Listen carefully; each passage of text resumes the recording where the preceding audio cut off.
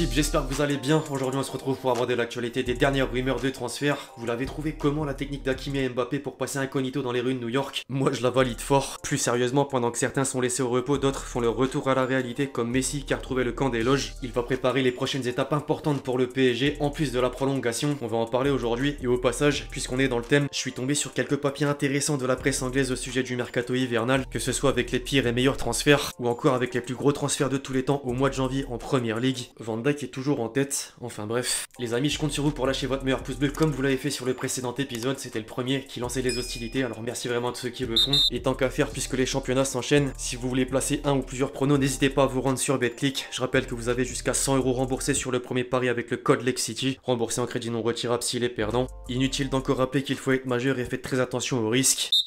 On entre dans le vif du sujet désormais, l'équipe avec la bombe du moment. À l'âge de 38 ans, Ronaldo s'est envolé pour l'Arabie Saoudite afin de rejoindre le club entraîné par Rudy Garcia. Les dessous du transfert sont encore assez flous pour l'instant, mais la principale information est connue de tous. Le Portugais a signé un contrat XXL avec un salaire record de 200 millions d'euros par an, accords commerciaux inclus. On sait également que les dirigeants saoudiens ont l'intention d'en faire un ambassadeur du pays en vue de co-organiser la Coupe du Monde 2030. Comme le disait le président d'Al Nassr lors de la présentation du joueur, de nombreux autres détails du deal seront dévoilés dans les prochains jours. D'ailleurs, certains éléments apparaissent déjà à l'image de cette clause selon laquelle Ronaldo pourrait rejoindre Newcastle sous la forme d'un prêt en cas de qualification en Ligue des Champions à l'issue de la saison. Je rappelle que les deux clubs sont détenus par le même fonds d'investissement. Néanmoins, il y a un néanmoins, la rumeur n'aura pas duré très longtemps avant un premier démenti de l'entraîneur des Magpies, Eddie Howe. Je cite: « Nous souhaitons à Cristiano le meilleur dans son nouveau chapitre, mais il n'y a aucune vérité là-dedans de notre point de vue. Ce n'est pas vrai qu'on a ce genre de clause. L'essentiel maintenant, c'est que le principal concerné soit heureux pour l'un des derniers défis de sa carrière. Il avait en tout cas l'air très motivé devant les journalistes en conférence de presse, je cite: « Beaucoup de personnes parlent mais elles ne connaissent rien au football. Le foot est différent ces 15 dernières années. Pour moi, c'est pas la fin de ma carrière de venir en Arabie Saoudite. Je me fiche de ce que les gens pensent. En Europe, mon travail est terminé. J'ai tout gagné. J'ai joué dans les clubs les plus importants. Je veux donner une autre vision de ce pays et à ce football. Je suis très heureux d'être ici. Je sais que le championnat est très compétitif. J'ai vu beaucoup de matchs. Je veux battre des records ici. Ce contrat est unique parce que je suis unique. Donc pour moi, c'est normal. Ronaldo nous a fait du Ronaldo. Plus sérieusement, CR7 en a profité pour répondre à ses détracteurs et au passage, il précise qu'Al Nassr n'était pas la seule destination possible.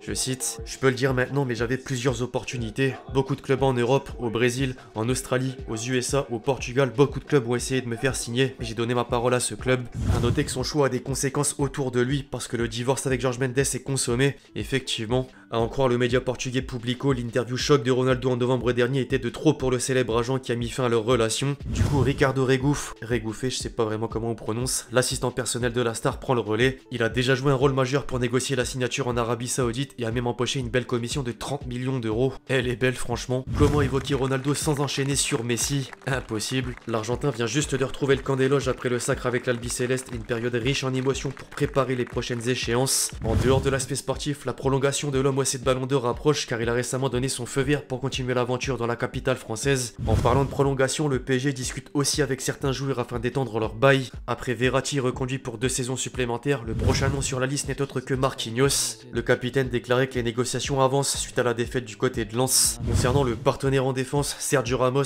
la direction parisienne est en phase de réflexion et préfère plutôt attendre avant de prendre une décision finale. Chez les gardiens ensuite, 2 dossiers sont corrélés puisque Sergio Rico a dit oui à l'AC Milan pour un prêt de 6 mois. Seulement, Paris souhaite d'abord clarifier la situation de Keylor Navas. En parallèle, si le PSG devrait pas recruter au mois de janvier, certains joueurs sont déjà dans le viseur à moyen terme comme Manu Koné. L'international espoir tricolore prévoit un départ de Gladbach l'été prochain et fait l'objet de plusieurs intérêts en Europe.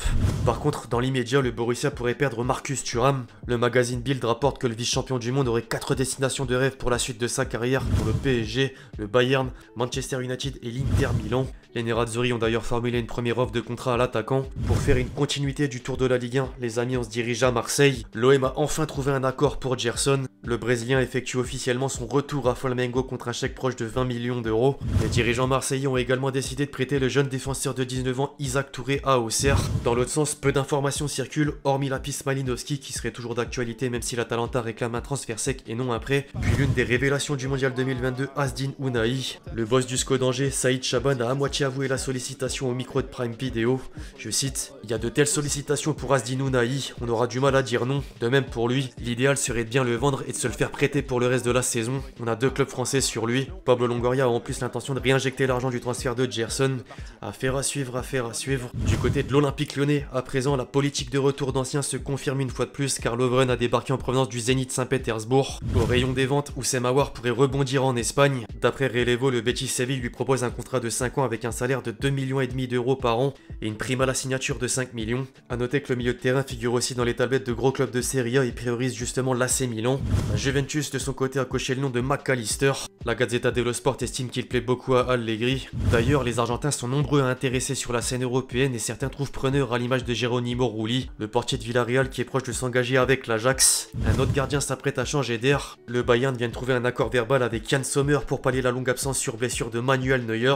Le club allemand vient aussi trouver le remplaçant de Lucas Hernandez en la personne de Daley Blind. Il devrait s'engager jusqu'en juin prochain. La direction bavaroise travaille aussi pour renforcer l'attaque et cible un certain Kolo Muani qui s'est démarqué avec l'équipe de France à la Coupe du Monde. Dire qu'à la base il était simplement venu de façon inattendue en remplacement d'Nkunku. D'ailleurs, en parlant d'Nkunku, le Titi parisien sera un joueur de Chelsea à la fin de la saison. Le nouveau board compte mettre le paquet et le prouve actuellement puisque le club londonien a déboursé environ 38 millions d'euros pour arracher Badiachil à Monaco. Le propriétaire n'est pas rassasié pour autant. Depuis quelques jours, Todd Boehly essaye d'enregistrer la venue d'Enzo Fernandez. Problème, Benfica a de grosses exigences. Les dirigeants lisboètes laisseront filer la pépite si et seulement si la clause de 127 millions d'euros est payée. Les Blues se seraient récemment rapprochés du montant mais avec un étalement du paiement en 3 fois, refusé, puis avec une proposition directe de 85 millions, également refusée. En parallèle, Chelsea est en train de s'immiscer dans les dossiers Mudryk avec une offre supérieure à Arsenal. Pour le rappel, le Shakhtar demande 100 millions d'euros pour l'Ukrainien qui espère toujours jouer sous les couleurs des Gunners. Il le montre assez souvent en ce moment sur Instagram, en story au moment des matchs d'Arsenal et avec des likes sur certains posts. Le dernier me fume au passage. Le concurrent de la première ligue, Liverpool, de son côté, bataille toujours avec le Real Madrid au sujet de Bellingham. Pour l'heure, la balance penche côté Maison Blanche aux yeux des quotidiens madrilènes. En Catalogne, le rival Barça aurait des vues sur le jeune attaquant de Dortmund, Youssoufa Moukoko. Rien de concret pour autant et pour l'instant.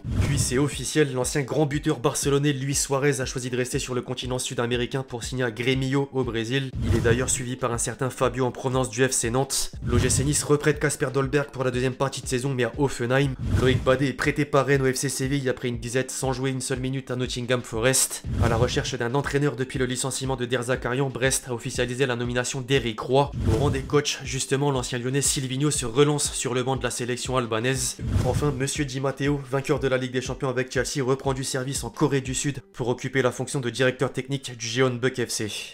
Enfin bref, l'équipe c'est tout pour cette vidéo sur l'actualité des dernières rumeurs de transfert. J'espère que vous l'avez kiffé, je compte sur vous si c'est le cas pour lâcher votre meilleur pouce bleu. Donnez-moi vos avis justement sur tout ce qu'on a pu aborder aujourd'hui. D'ici là on se retrouve très vite sur la chaîne pour de nouvelles vidéos, c'était Lexchi. Ciao.